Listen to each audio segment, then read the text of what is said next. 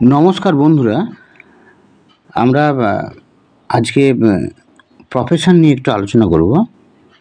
তো অনেক সময় আমাদের একটা কনফিউশনের মধ্যে পড়ে যায় যে কোনো একজন জাতক জাতিকার ক্ষেত্রে যখন আমরা দেখতে পাই যে ব্যবসায়িক যোগাযোগ তার এবং অন্যের অধীনে কাজ করার যে যোগাযোগ, এই দুটি থাকে এবং সে কোন দিকে যাবে এই সম্বন্ধে আমরা একটা দ্বন্দ্বে পড়ে যাই।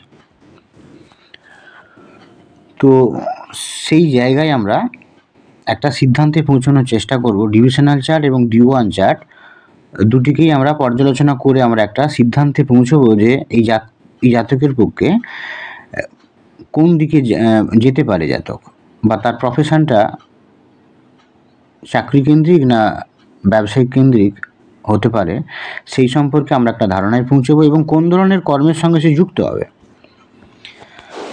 তো প্রথম কথা হচ্ছে কি যে এই চারটির ক্ষেত্রে আমরা যদি লক্ষ্য করি যে সেখানে আমরা দেখব কি যে এখানে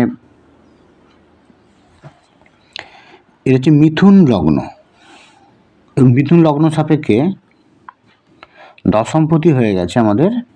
আমরা পরপর কাউন্ট করে গেলে দশমপতি হচ্ছে মীন রাশিতে পড়ছে। দশম ঘরের যে অধিপতি সে হচ্ছে বৃহস্পতি, এবং এখানে চন্দ্র বসে আছে এই ঘরে। দশম ঘরের অধিপতি বৃহস্পতি, সেই বৃহস্পতিকে আমরা দেখতে পাচ্ছি যে তৃতীয় ঘরে অবস্থান করছে, এবং দশম ঘরে চন্দ্র বসে আছে। এবং বৃহস্পতিকে আমরা যদি দেখি নাক্ষত্রিকভাবে, সেটি আমরা দেখতে পাচ্ছি উত্তর ফাল্গুনী, মানে রবির নক্ষত্রে, যে রবি চতুর্থে অবস্থান করছে। তো এখানে একটা জিনিস আমাদের দেখতে হবে কি যে এই লগ্ন সাপেক্ষে আমরা যদি দেখি সপ্তম ভাবের অধিপতি বৃহস্পতি, আবার দশম ঘরের অধিপতি বৃহস্পতি, এবং বৃহস্পতি তৃতীয় বসে আছে। তো এটা দেখে আমাদের একটা মনে হচ্ছে কি যে সপ্তমের সঙ্গে দশমের একটা কানেকশান তৈরি হয়েছে এবং তৃতীয়ের কানেকশান তৈরি হয়েছে। দশম সাপেক্ষে তৃতীয় এবং সপ্তম এসে গেছে। তো এর ফলে মনে হচ্ছে কি যে তার বাড়ি থেকে একটু দূরবর্তী জায়গায় তার ব্যবসা করার একটা টেন্ডেন্সি থাকবে, প্রথম অবস্থায় এটাই মনে হচ্ছে। তো এবার আমরা তো জানি যে কানেকশান হচ্ছে কি যে ব্যবসায়ের ক্ষেত্রে দশম সাপেক্ষে কিন্তু আমাদের সেখানে সপ্তমকে আসতে হবে।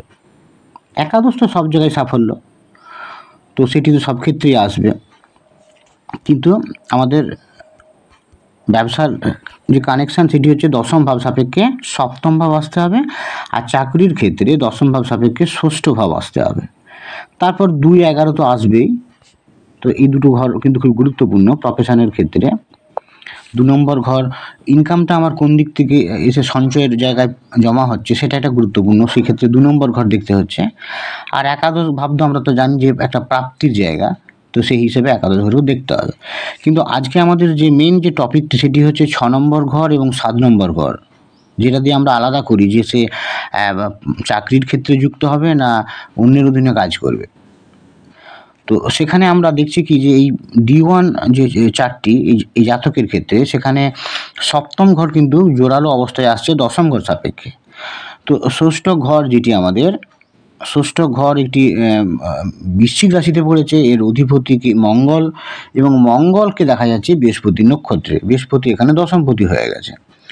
তো একটা কানেকশান পাওয়া যাচ্ছে ষষ্ঠ সাপেক্ষে, কিন্তু জোরালো কানেকশানটা যেহেতু সপ্তমপতি দশমপতি দুটি বৃহস্পতি হয়ে গেছে এবং সে তৃতীয় ঘরে বসে আছে, সেটিকেই জোরালো বলে মনে হচ্ছে। তো এই ধরনের একটা কনফিউশন থেকে আমরা বেরিয়ে আসবো, যে সেখানে আমরা দেখব কি যে আসলে এই জাতক কোন দিকে যেতে পারে।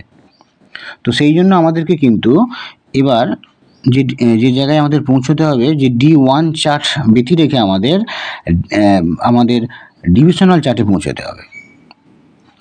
তো ডিভিশনাল চার্টে আমরা যাব, সেখানে আমাদের ডিভিশনাল চার্টে আমাদের কোন চার্টটিতে আমরা প্রয়োজন, এই ক্ষেত্রেতে না দশমাংশতে আমরা চলে যাব, দশমাংশতে আমরা যাচ্ছি।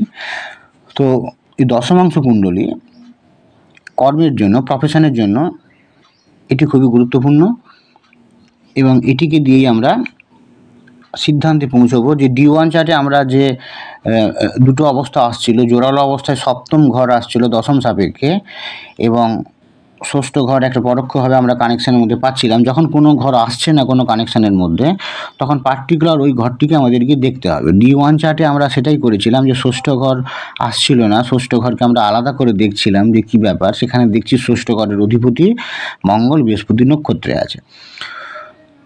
তো যাই হোক, তো এবার আমরা দেখব এই দশমাংশ কুণ্ডলী দেখব আমরা, যে এখানে আমাদের কি অবস্থা তৈরি হয়েছে। এখানে আমরা যদি দেখি, তো এখানে আমাদের দশম ঘরের অধিপতি শুক্র, সে একাদশে বসে আছে, রাহুর সঙ্গে বসে আছে।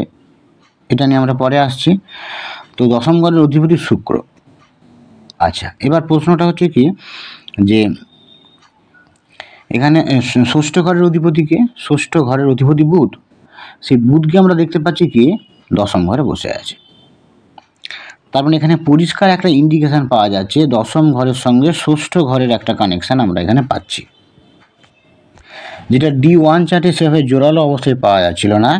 এখানে কিন্তু পরিষ্কার একটা ইন্ডিকেশন আমরা পাচ্ছি যে ষষ্ঠ ভাবের অধিপতি বুধ যে দশমে বসে আছে। এবং আরও একটা জিনিস, যে D1 চার্টে যে মঙ্গল গ্রহ ষষ্ঠ ভাবের অধিপতি ছিল, তাকে কিন্তু এখানেও দেখা যাচ্ছে কি যে সে ষষ্ঠভাবেই বসে আছে, ষষ্ঠভাবে বসে আছে। এবং কোন হাউসে বসে আছে না, মিথুন রাশিতে, যার অধিপতি বুধ, সে বুধ আবার দেখা যাচ্ছে দশম ঘরে বসে আছে। তো এখানে প্রথম কানেকশানটি জোরালো ছিল, এবং দ্বিতীয় কানেকশানটি কিন্তু একটি পরোক্ষ কানেকশান আমরা এখানে পেয়েছি, যে সেটিকে দিয়ে আমরা, এটি জোরালো কানেকশান, যে এই ষষ্ঠ ঘরের অধিপতি বুধ দশমে বসে আছে। এবং আরেকটি কানেকশান যেটা D1 চার্টে যেটা আমরা দেখেছিলাম, যে মঙ্গলকে আমরা দেখেছিলাম ষষ্ঠ ঘরের অধিপতি, সেই মঙ্গল কোথায় বসে আছে না বুধের ঘরে বসে আছে। যে বুধকে আমরা দেখতে পাচ্ছি কি যে দশম ঘরে বসে আছে। এখানেও কিন্তু একটা কানেকশান আমরা এখানে পাচ্ছি, D1 চার্ট আর D10 চার্টকে আমরা একসাথে আমরা পর্যবেক্ষণ করে। তো D10 চার্টে কিন্তু পরিষ্কার ডিভিশনাল চার্টগুলোকে আমাদের সেখানে দেখার প্রয়োজন হয়ে পড়বে, এই ধরনের কনফিউশন থাকলে যে D10 চার্ট কী বলছে। তো সেই জায়গা থেকে ডিভিশনাল চার্টের গিয়েই কিন্তু আমরা একটা ফাইনাল সিদ্ধান্ত নিতে পারবো। এবার হচ্ছে কি, যে দশম ঘরের অধিপতি একাদশে আছে, এবং একাদশে দেখা যাচ্ছে শুক্র রাহু আছে। তার মানে এখানে যেটা দেখা যাচ্ছে কি, যে এখানে তার যে প্রাপ্তি যেগুলো হবে বা কর্মস্থান যেটা হবে, সেখানে কিন্তু যেহেতু ঘরের যে অধিপতি, কর্মভাবের যে অধিপতি রাহু একটা নৈসর্গিক পাপগ্রহের সঙ্গে একাদশে বসে আছে, তাই জব স্যাটিসফ্যাকশনের অভাব হতে পারে, বা সেখানে তাকে বিভিন্ন ক্ষেত্রে দোষারোপ করা হতে পারে বিভিন্ন কাজে। এই ধরনের একটা সিগন্যাল কিন্তু এখানে পাওয়া যাচ্ছে। তো এবার আমরা চলে আসবো কি, যে আবার আমরা D1 চার্টে চলে আসবো। সেখানে আমরা দেখব কি যে কোন ধরনের প্রফেশনের সঙ্গে সে যুক্ত হতে পারে। তো D1 চার্টে যদি আমরা চলে আসি, এখানে কিন্তু আবার আমরা যে এখানে আমরা যদি দেখছি কি যে দশম ঘরে চন্দ্র অবস্থান করে আছে, এবং দশম ঘরটি বৃহস্পতির ঘর। যখন চন্দ্র থাকে, তার কর্মের সঙ্গে যখন চন্দ্র যুক্ত হয়ে যায়, তখন কিন্তু দেখা যায় কি যে আধা সরকারি, কন্ট্রাকচুয়াল এই ধরনের কাজগুলোতে সে যুক্ত থাকে। এবং এখানে বৃহস্পতি চন্দ্র চলে আসার জন্য এখানে, কারণ দশম ঘরের অধিপতি বৃহস্পতি আর দশম ঘরের চন্দ্র বসে আছে, তাই জনসংযোগের সঙ্গে যুক্ত কাজ, নাগরিক পরিষেবা দেওয়া, এইগুলোর সঙ্গে যুক্ত হবে। এবং দশম ঘরের যে অধিপতি বৃহস্পতি, তাকে আমরা দেখতে পাচ্ছি যে রবি নক্ষত্রে অবস্থান করছে। তো রবি এখানে শনির সঙ্গে বসে আছে, কর্মের অধিপতি, যেটা আমরা জানি নৈসর্গিকভাবে শনি হচ্ছে কর্মের অধিপতি, তার সঙ্গে অবস্থান করে আছে। তো রবির একটা সংযোগ আমরা এখানে দেখছি, যদিও আমরা যখন দেখব যে রবির কানেকশানের সঙ্গে যখনই চন্দ্র কানেকশান চলে আসে, তখন কিন্তু একটা আধা সরকারি বা কন্ট্রাকচুয়াল জবের দিকে চলে যায়।